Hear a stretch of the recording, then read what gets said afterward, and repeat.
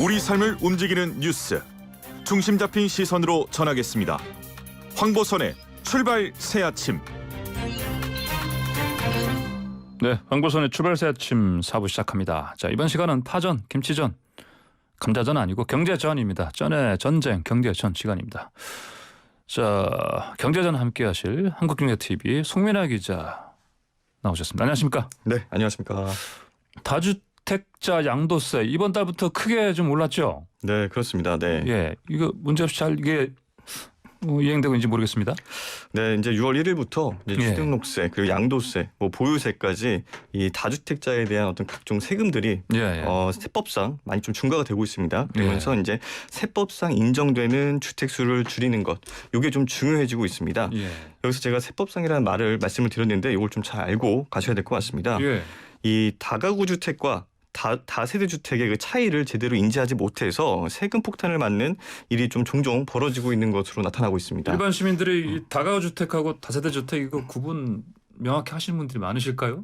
별로 없을 것 같은데. 예. 네, 이거 그 전에는 이렇게 구분을 명확히 할 필요가 그렇게 크지 않았는데 그러면서 이제 제가 이 부분에 설명을 좀 드리겠습니다. 아, 그래요. 예. 네, 사례를 좀 들어보겠습니다. 실제 이런 경우가 좀 발생한 적이 있었거든요. 예.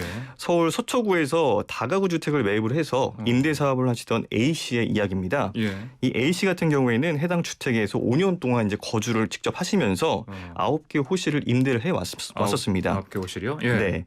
자녀 이제 결혼작을 마련하기 위해서 최근에 이 해당 주택을 좀 팔기로 했는데요. 예.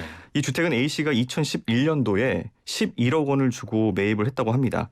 이 집값이 그동안 좀 많이 올랐겠죠. 그러면서 이제 23억 원에 이 집을 매각을 할 수가 있었는데 예. 그러면서 이제 A 씨는 이제 기존 절차대로 한 9천 몇백만 원 정도 되는 금액을 이제 양도소득세로 신고를 했다고 합니다. 예. 그런데 관할 세무서에서는 실제 양도세가 7억 9천 몇백만 원이 된다고 하면서 무려 7억 원에 가까운 세금을 추가로 청구를 한 겁니다. 7억 원이요? 그렇습니다.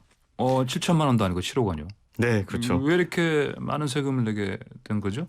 네, 좀 알고 봤더니 이제 5년 전에 이게 다가구 주택 옥상에 올렸던 네. 옥탑방이 좀 문제가 됐던 상황이었습니다. 옥탑방을 올려서. 네, 그렇습니다. 이 세무서 담당자가 예. 이 옥탑방 때문에 이게 이게 다가구 주택에서 다세대 주택으로 주택 형태가 바뀌었다라고 이제 설명을 했습니다. 옥탑 하나 올렸다고 해서 네, 이게 다가구 주택으로. 맞습니다. 예. 이게 A 씨가 옥탑방 올리기 전 형태가 바로 이제 다가구 주택인데요. 예. 보통 이제 3층 이하 건물에 19호실 이하를 가지고 있으면 다가구 주택에 해당이 됩니다. 예. 이렇게 되면 1주택자로 인정을 받아서 각종 세제상 혜택까지 볼 수가 있는데 예.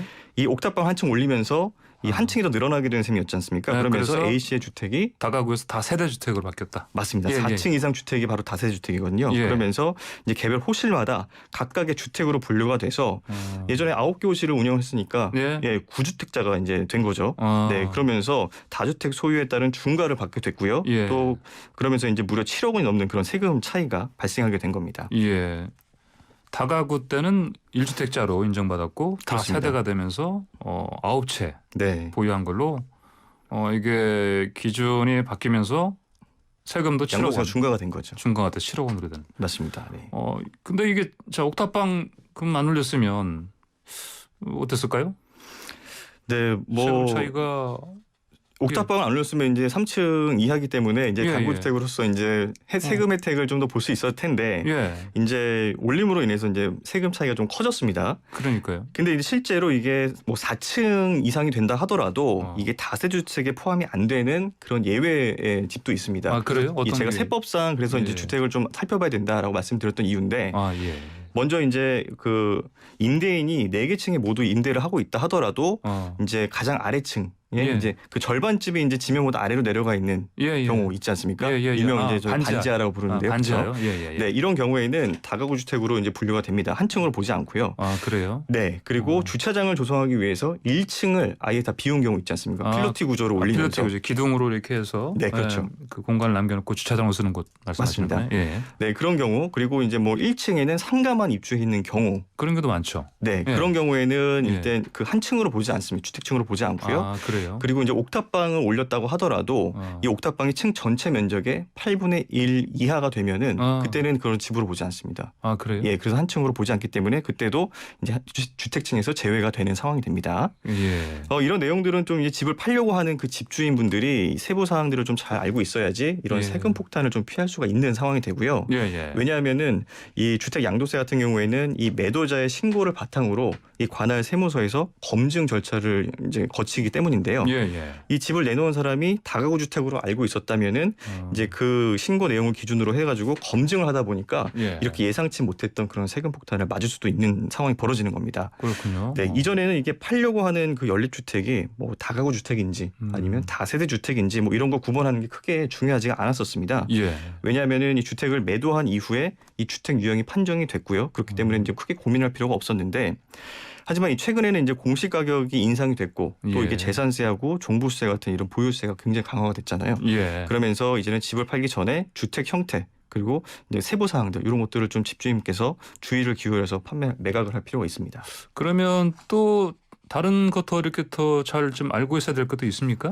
네, 그렇습니다. 내년부터 예. 이 상가가 포함된 그 다가구 주택의 예. 양도세 그 계산 방식이 좀 바뀌게 됩니다. 예, 요즘도 좀 유의해서 보셔야 될 것 같은데요. 예, 예. 지금까지는 이 다가구 주택에서 주택이 차지하는 면적이 더 크면은 이 전체를 주택으로 분류해서 양도세를 산정했습니다. 무슨 말이냐면 예. 상가가 있더라도 주택 수가 더 많다, 면적이 더 넓다 하면은 이건 그냥 주택으로 본 겁니다. 예. 그런데 내년부터는 상가에 대한 부분과 주택에 대한 부분을 나누어서 예. 양도세를 부과를 하게 됩니다. 나눠서. 예. 네, 그렇습니다. 이게 내년부터 적용되는 부분이다 보니까 뭐 조금 기간이 있지 않냐 이렇게 생각하실 수도 있는데 미리미리 예. 좀 준비를 하셔야지 뭐 이런 또 세금 폭탄을 대비할 수도 있을 것 같고요. 예.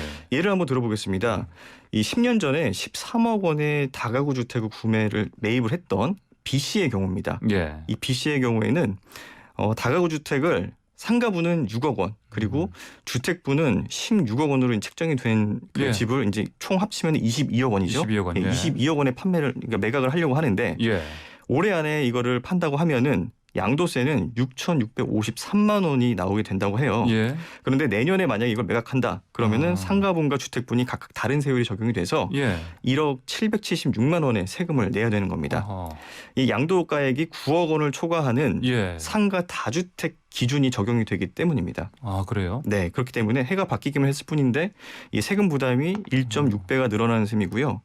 다만 여기에는 이제 양도 차액이 9억 원 이하인 그런 경우에는 예. 지금 주택 비과세 혜택이 동일하게 적용이 되니까 예. 이 점도 좀 참고해 보실 필요가 있을 것 같습니다. 그렇군요. 9억 원이요. 9억 원. 예. 네. 자, 근데 뭐 이렇게 양도세 강화하고 그랬는데 서울 집값은 좀 어떻습니까? 좀 잡힙니까? 네, 뭐 서울 집값도 좀 잡힐 기미가 좀 보이지 않는 것 같습니다. 예. 네, 이달부터 이제 다주택자에 대한 어떤 양도소득세 세율을 최대 75%까지 물리겠다라고 예. 이제 정부에서 강하게 좀 정책을 내놓고 있잖아요. 예, 예. 그런데도 이제 서울에 아파트를 사려는 사람들은 오히려 좀 늘어나고 있는 그런 추세여가지고 예. 정부 정책과는 좀 반대의 흐름이 나오고 있는 겁니다. 네.